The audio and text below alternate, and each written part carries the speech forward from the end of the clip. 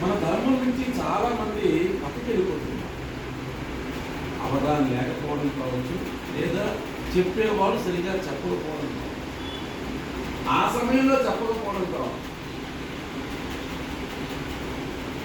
కష్టాల్లో ఉన్న వాళ్ళకి ఎవడో వచ్చి ఈ నోట్ రాసుకో, అలాగే బైబిల్ పెట్టుకో, ఈ తరపున ప్రార్థిస్తున్నాము అనగానే ఇంతవరకు కష్టాలు ఉన్నవాడు ఎవరో నా కోసం ప్రార్థన చేస్తున్నారట, నా కోసం ఆలోచిస్తున్నారట, నా కోసం నూనె రాస్తున్నారట అని వాడు అపక వెళ్ళిపోతూ ఉన్నాడు.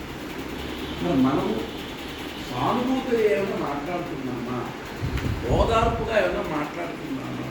మనకు ఒక దేవీ దేవతగా ఈ బొట్టు పెట్టుకో తగ్గుతుందని చెప్తున్నామా?